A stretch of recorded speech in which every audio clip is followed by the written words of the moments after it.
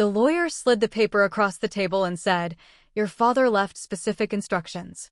You are not to be given keys to the farm. Not now, not ever, unless your brother approved it first."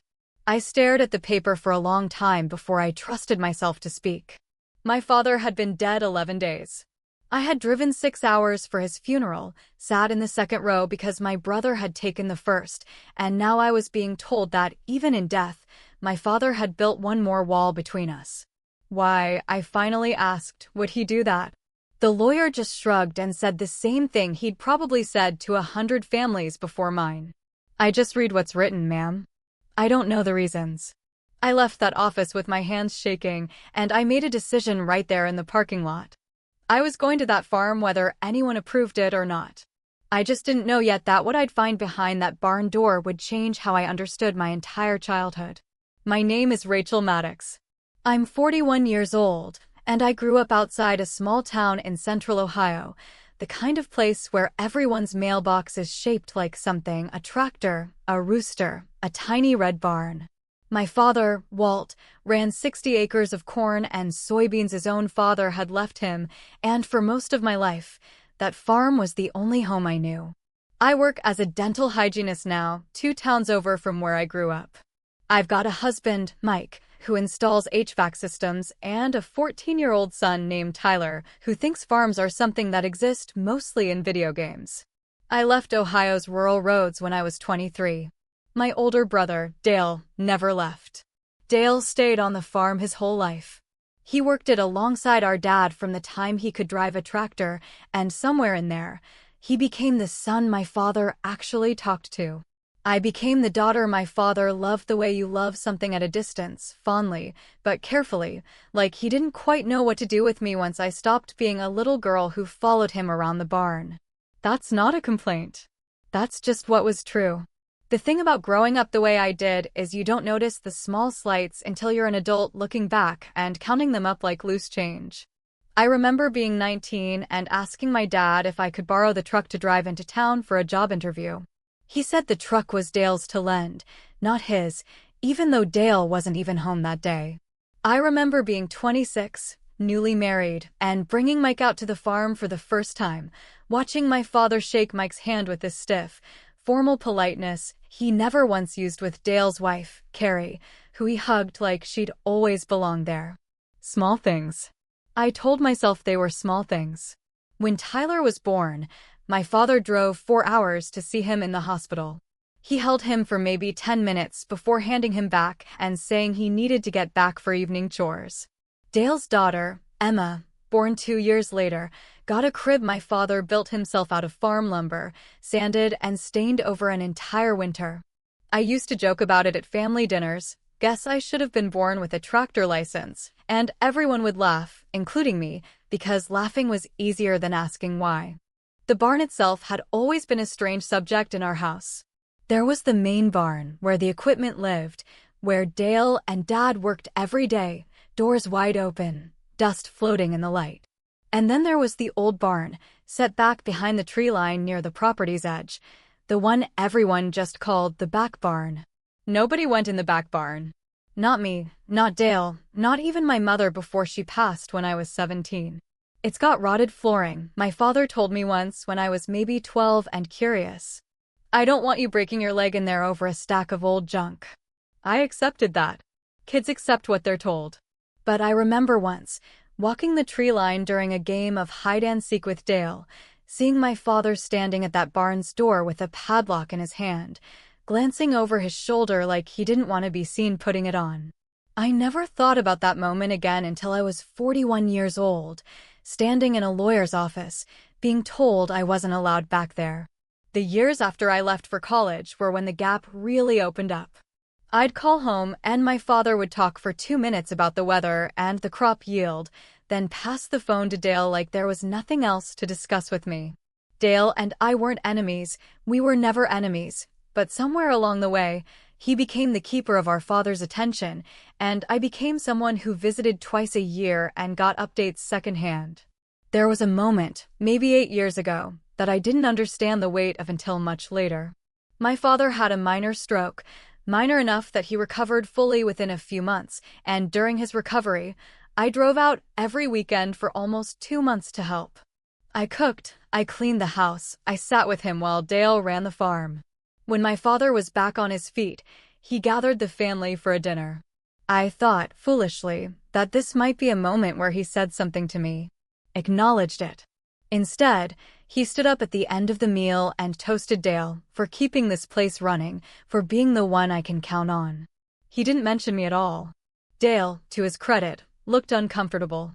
He even said, "Dad, Rachel was here every weekend," and my father just waved a hand and said, of course, in the tone you use to dismiss something you've already decided doesn't matter.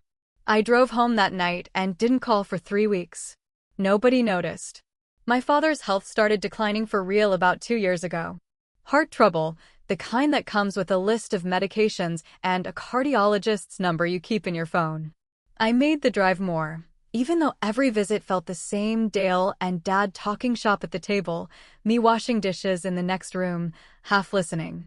It was during one of those visits that the first real red flag showed up, though I didn't see it as a red flag at the time. I overheard my father telling Dale, in a low voice in the kitchen, "I already talked to Pearson about the will. We'll go over the rest after Rachel leaves Sunday." I remember standing in the hallway with the laundry basket in my hands, feeling something cold settle in my stomach. Not because I expected an inheritance fight. I genuinely didn't care that much about the land. I had my own life, my own house, 2 hours from any cornfield. What bothered me was the secrecy. The deliberate choice to wait until I was gone. When I asked Dale about it later that night, he got quiet and said, "It's just business stuff, Rach. Don't read into it." So I didn't. Or I told myself I didn't. The betrayals that followed weren't loud. That's the thing people don't understand about families like mine. There was no single moment where someone screamed at me or threw me out of a house. It was quieter than that, and somehow that made it worse. 6 months before my father passed, I found out, through Carrie, not through Dale, and definitely not through my father, that the farm's deed had been restructured. Dale's name had been added as a co-owner the year before, with my father retaining controlling interest for now. Carrie told me this almost apologetically, like she felt bad being the one to say it out loud.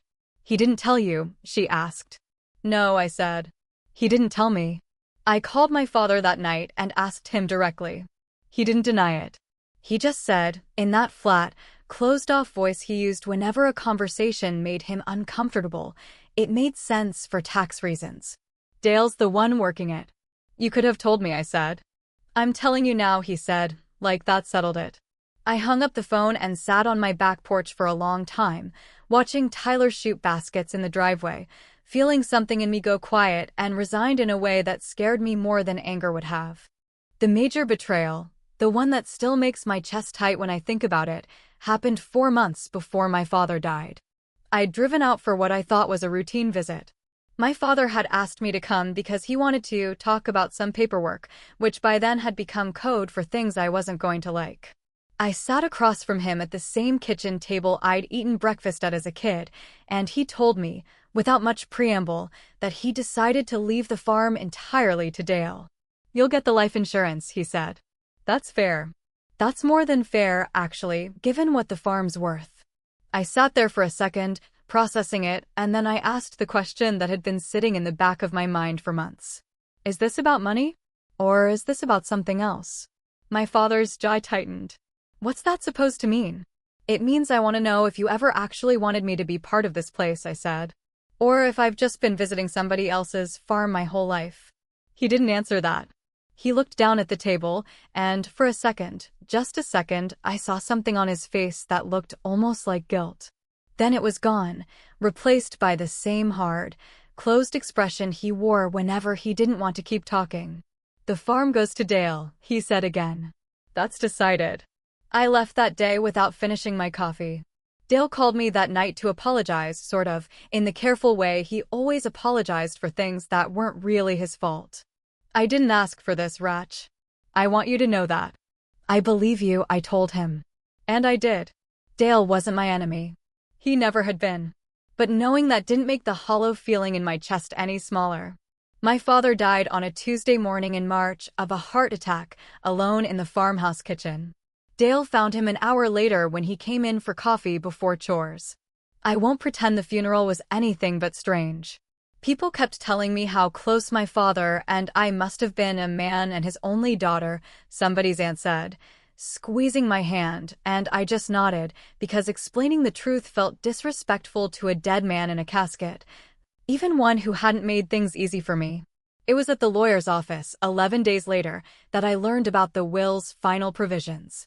The farm, all 60 acres, went to Dale outright. I received the life insurance payout, which was generous, I'll admit that, close to $200,000. And then there was the strange addendum, the one that made my stomach drop. I was explicitly barred from accessing the back barn without Dale's written permission, and the will stated that the structure itself, along with its contents, was to remain under Dale's sole control until further notice. What further notice? I asked the lawyer. Notice of what? That's all the documentation specifies, he said. I sat in that parking lot afterward and thought about the padlock I'd seen as a child. I thought about every quiet exclusion, every time I'd been the one left out of the room when real decisions were happening. And I thought, my father is dead now. There is no one left to forbid me from anything. I called Dale that night, not to ask permission, but to tell him I was coming. Rach, he said carefully, Dad was specific about that barn. I don't think. Dale, I said, I have spent my whole life being told what I'm allowed to know about this family. I'm not asking you. I'm telling you I'm coming this weekend, and I'd like you to be there when I do, because I don't want to do this behind your back. But I am doing it. There was a long silence on the other end of the line. Then Dale said something I didn't expect. Honestly, I've wondered about that barn my whole life too. Dad never let me in either. That stopped me cold. Wait. You don't know what's in there? No, he said. I always figured you knew something I didn't. I drove out that Saturday with a strange, hollow calm settled over me, the kind you get after you've already decided something and there's no more room for second guessing. Mike offered to come, but I told him I needed to do this myself, with just Dale there. Tyler asked if Grandpa's farm had ghosts in it. I told him no, just old furniture, probably, and tried to believe it myself. Dale met me at the gate. He looked tired in the way that grief makes people tired, hollowed out around the eyes. He'd brought bolt cutters, since neither of us could find a key that fit the padlock anymore. You sure about this? He asked.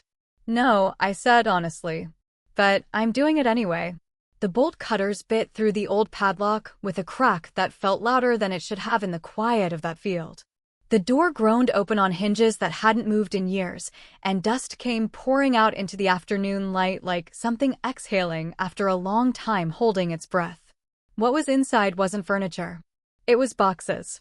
Dozens of them, stacked along the walls, some of them collapsed with age, water-stained at the corners. And photographs, hundreds of them, pinned to a corkboard that ran the length of one wall, along with newspaper clippings, yellowed and brittle.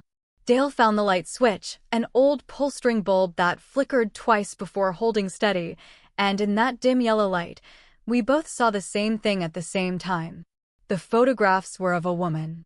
A young woman with dark hair and a smile that looked, unmistakably, like the smile in my own driver's license photo. And in box after box, there were letters, dozens of them, tied in bundles with twine, addressed in handwriting neither of us recognized. It took us almost an hour of careful reading, sitting on overturned crates in that dusty barn, to understand what we were looking at. My father had a sister. A twin sister, in fact, named Ruth, born 3 minutes after him, something neither Dale nor I had ever heard mentioned in 41 years of family dinners. According to the letters written between Ruth and our grandmother, then later between Ruth and our father himself, Ruth had left the farm at 19 after a fight with our grandfather so severe that nobody in the family ever spoke her name again. She'd moved to Cincinnati, then to Phoenix, building a life our father apparently followed from a careful, guilty distance for the rest of his life, through letters he kept but rarely answered. The last letter in the most recent box was dated 4 years ago. In it, Ruth, by then in her 70s, wrote to my father about a granddaughter of her own, a young woman named Claire, and included a single photograph, a woman who could have been my twin, had I had one. He never answered this one, Dale said quietly, holding the letter up to the light. Look, it's still got his reply tucked behind it. He wrote it and never sent it. The unsent letter was short. In my father's handwriting, shaky in his later years, it said simply, I think about you every single day. I don't know how to undo 40 years of silence, and I'm scared that if I try, I'll find out it's already too late. I'm sorry, Ruthie. I've always been sorry. I sat on that crate for a long time after Dale read it out loud, and something in me that had been clenched tight for years finally loosened, not because the answer made the hurt disappear, but because it finally made sense. My father hadn't built walls because he didn't love me. He'd built walls because he didn't know how to love anyone without abandoning them first, because somewhere in his own life, loving someone and losing them had become the same event. And he'd spent 50 years protecting himself from doing it again by simply not fully showing up. Dale got the version of him that showed up through work, through land, through the things he could control. I got the version of him that kept its distance because distance, to my father, must have felt safer than the alternative. It didn't erase what I'd lost. It didn't make the years of being the afterthought daughter feel fair. But it gave me something I hadn't expected, context instead of just pain. Dale and I sat in that barn until the light outside started going orange, going through box after box. We learned my father had quietly sent money to Ruth for years, anonymously, through a church in Phoenix that forwarded it without telling her where it came from.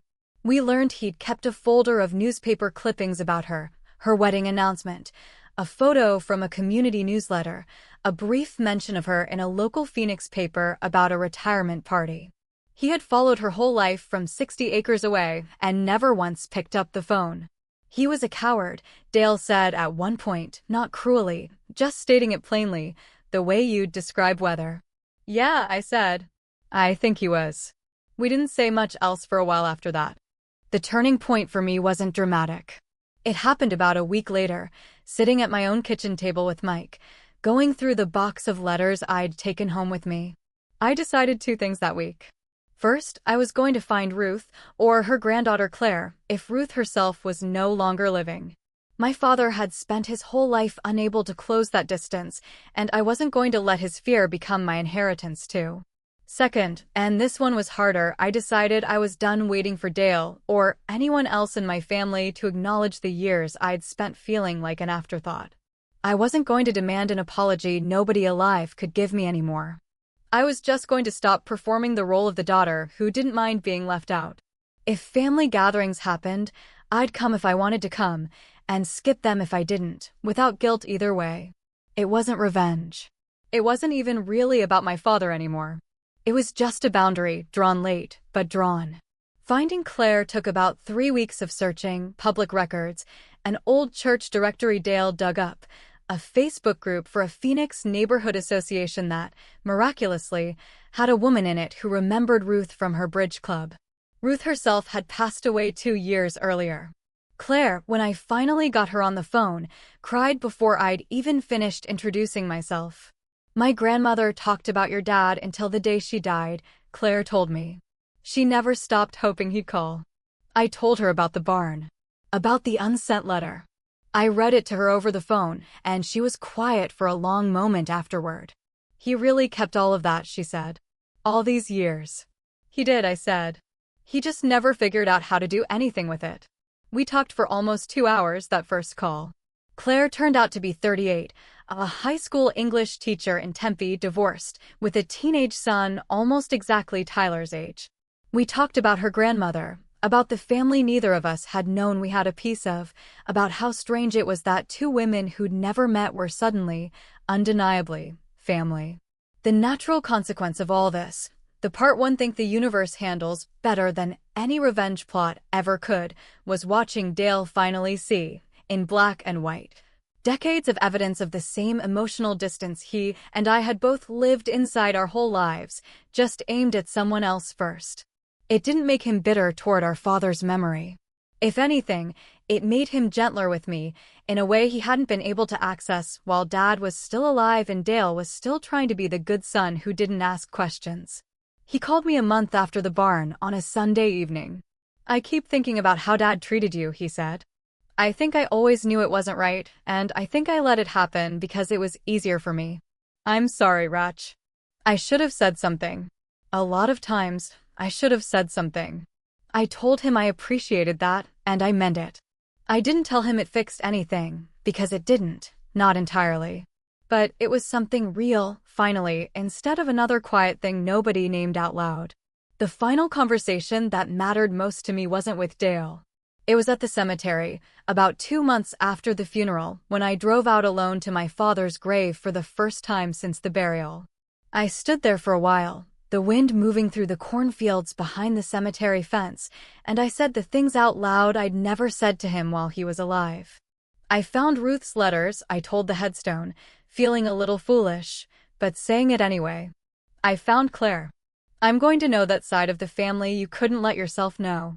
I'm not telling you this to hurt you. I'm telling you because I think some part of you wanted someone to finally finish what you couldn't. I didn't cry, which surprised me. I'd expected to. Instead, I felt something closer to peace, not forgiveness exactly, not yet, but the beginning of it. The kind of peace that comes from finally understanding a person well enough to stop needing them to be someone they weren't capable of being. I forgive you for the distance, I said finally. I don't forgive the way you handled it. But I understand it now. And I think that's going to have to be enough. It's been almost a year since that day in the barn. Claire and her son visited last summer. Tyler and her boy got along like they'd known each other their whole lives, which, in some strange genetic sense, I suppose they almost had. Dale and I talk more now than we did the entire decade before our father died, not because either of us needed a tragedy to fix things, but because the tragedy finally forced the truth out into the open where we could actually deal with it. I never did get the farm, and, honestly, I don't want it. Dale runs it well, and watching him do it doesn't sting the way it used to, now that I understand it was never really a contest I'd lost. It was just two different kinds of love my father knew how to give, unevenly, imperfectly, to two different people, and neither version was really about which of us he loved more. What I got instead was something I hadn't known to look for: an entire branch of family that existed in the silence my father left behind, and the chance to be the one who finally broke it. Some inheritances aren't land or money. Sometimes they're just the truth, sitting quietly in a locked barn, waiting for someone brave enough, or maybe just stubborn enough, to finally open the door. If you've ever found out something about your own family that rearranged everything you thought you understood, I'd genuinely like to hear about it in the comments.